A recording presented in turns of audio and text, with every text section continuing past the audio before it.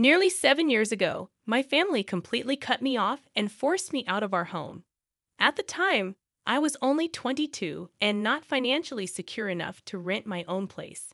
The suddenness of it all left me unprepared, both mentally and financially. The root of the problem was my sister, Hannah, who is 37 now. We've never been close due to our significant age difference. When she was 27, she married Pete, her boyfriend of 3 years. Their marriage lasted 3 years before ending in divorce, with Hannah accusing Pete of having an affair with one of my friends. After college, I started working and lived with my parents to save money before moving out. They were fine with this arrangement until my sister announced her divorce. She came home one day in tears, claiming Pete had been cheating on her for 6 months with my friend Emily. Emily, who was 28 and trying to gain weight, had consulted Pete as a dietitian, an introduction I facilitated. I was shocked by Hannah's accusations because I knew Emily to be a good person and doubted Pete's infidelity. However, my parents instantly sided with Hannah, believing her without question despite her lack of proof. They chose their daughter over their son-in-law, which I can't fault them for. What I couldn't understand was why they then kicked me out solely based on Hannah's word. She threw a tantrum, convinced my parents I had ruined her marriage by introducing Emily to Pete, and they agreed with her without hesitation. I was devastated and tried desperately to reason with my parents, but they wouldn't listen. They gave me an ultimatum: leave voluntarily or be forced out. In just one day, I lost my family and my home. I sat sobbing on the sidewalk with all my belongings for an hour before gathering myself and seeking refuge at a friend's house for the night. For days, I tried to reach my parents, but they ignored me. Thankfully, my friend allowed me to stay until I found my own place. Unfortunately, my parents firmly believed I was to blame for the divorce. They expressed disgust towards me, despite the fact that I had not been involved in Pete's infidelity. They blocked my calls and threatened to involve the police when I visited them.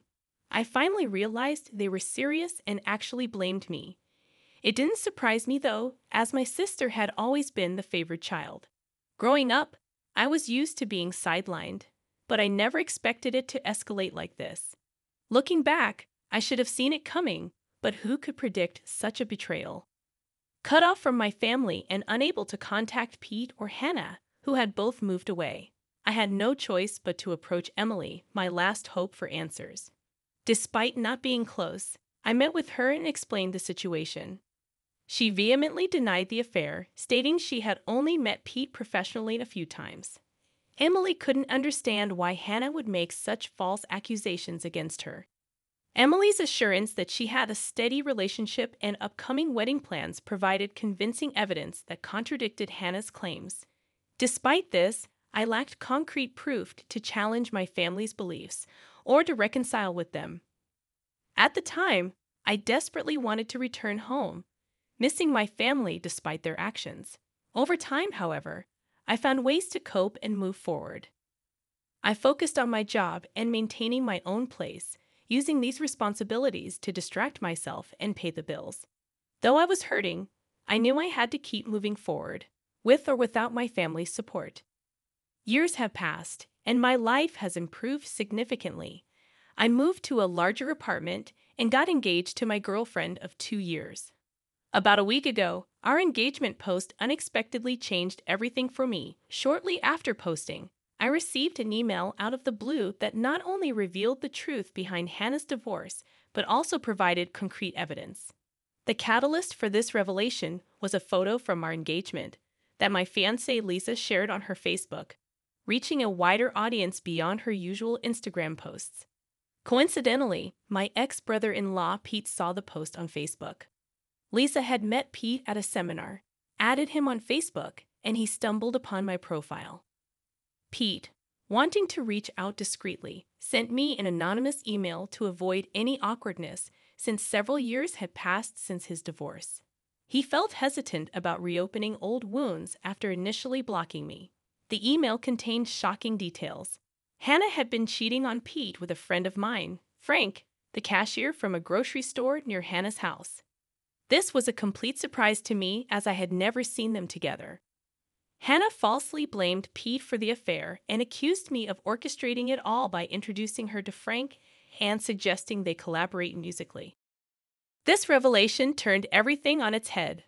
Frank, upon learning the truth, was furious and cut ties with my entire family, admitting now that his reaction was rash. The email provided closure and vindication after years of confusion and estrangement. Frank's initial reaction, fueled by anger, led him to act hastily without much thought. He admitted this to me in person, explaining that he had been so enraged that he didn't carefully consider his actions. The email he sent was intentionally impersonal to avoid being traced back to him, but I eventually deduced his involvement. The email contained compelling proof, screenshots of emails between my sister and Frank, discussing their deceitful plans to deceive Pete and expressing their love for each other. Hannah's use of her middle name in the emails left no room for denial. I realized it must have been Pete who sent me this eye-opening email after examining Liza's Facebook friends list and finding him there. Upon connecting with Pete, we met recently and he disclosed that he learned the truth from Emily, who he had met a few years back. Emily, unaware of my perspective due to my request for confidentiality, ultimately enlightened Pete about the divorce. Pete expressed regret for not reaching out to me sooner, citing his discomfort with the situation.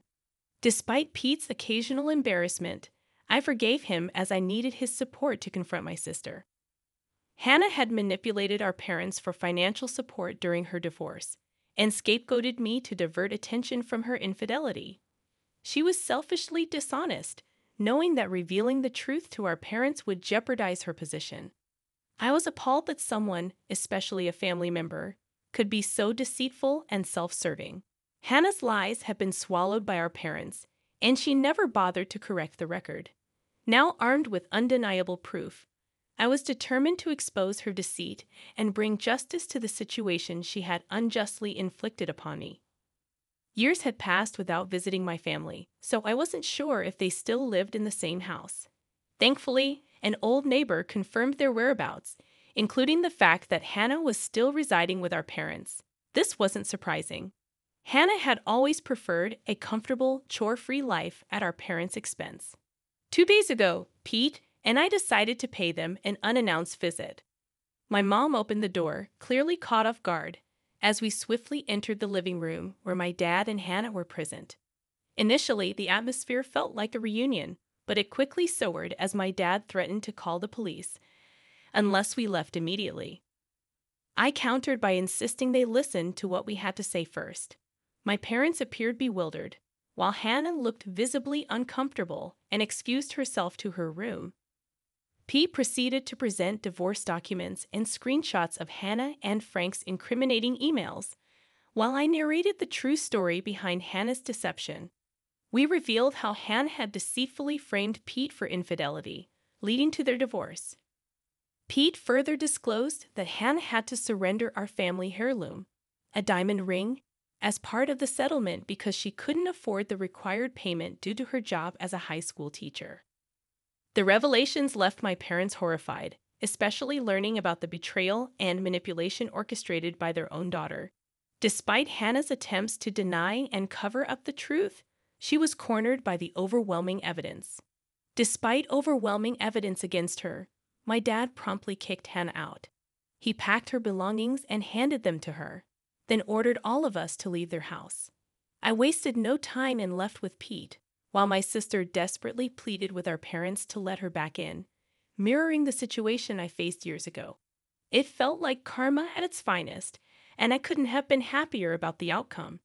It's been a couple of days since then, and Hannah showed up at my place a few hours ago, demanding that I reconcile with our parents immediately.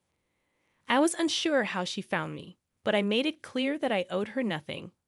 She had ruined my life once, so I repaid the favor, and now we were even. Hannah broke down into tears and accused me of being a monster, but I remained unmoved by her theatrics. I closed the door on her and focused on my music, blocking out the drama. Eventually, she left, leaving a bitter message on my door calling me a revengeful monster. I don't see anything wrong with my actions and feel no remorse. Hannah seems convinced that I'm the villain, but I simply confronted her lies and deceit, unlike her manipulative behavior towards me in the past. What do you all think? Was I justified in exposing my sister's lies and getting her kicked out 7 years after she falsely accused me of causing her divorce? Despite a week passing since Hannah was kicked out, she continues to bother me incessantly. Today alone, she called me 14 times until I finally had to threaten involving the police for her to stop. I'm not sure how she got my phone number and address, but I'm not particularly concerned about that at the moment. Hannah is attempting to evoke sympathy from me, claiming that a school teacher's salary isn't enough to sustain her. However, I believe she's simply upset about having to find her own place and cover her expenses now that our parents have cut her off. Frankly, I don't feel sorry for her. In case you're wondering, yes, I've blocked her number multiple times, but she seems to be getting around it by having her friends add me to conference calls. As for my parents, they're just as bad, if not worse, than Hannah. They found me on Facebook, saw my engagement post, and suddenly want to be part of my life again. They even express a desire to attend my wedding, despite not having apologized for their actions. I find it baffling that they have the audacity to make such requests, but I'm choosing not to engage with them. Lisa and I have been amused by their texts, as it's difficult to believe they're serious. The situation is rather sad for them, but I'm focused on moving forward with my life without their interference. Hannah once again showed up at my house, despite my warning of reporting her for harassment. I was getting ready to leave for work when she dramatically threw herself across the hood of my car, refusing to move until I spoke with her. Frustrated, I ended up calling the police this time. They took her away while she screamed and cried, attempting to portray me as the villain. However, her theatrics didn't sway anyone, and after pressing charges, I left for work to avoid letting the incident ruin my day.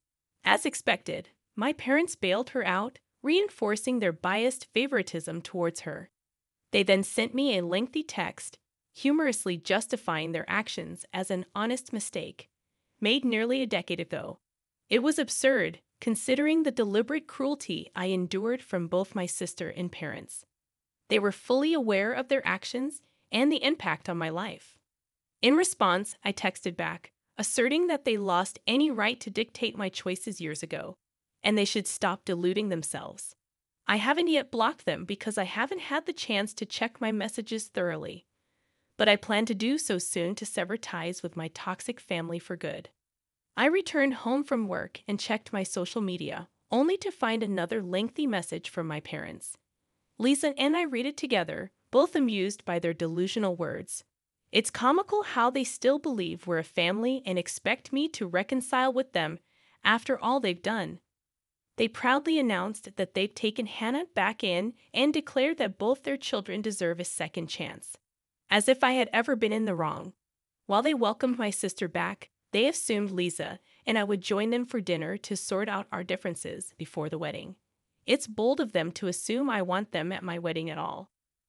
Lisa and I had a good laugh at their message before I firmly responded that I have no interest in anything they've invited us to.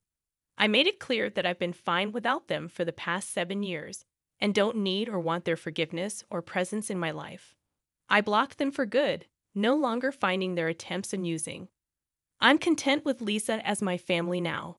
My parents and sister have always been self-centered, and I doubt they'll ever change.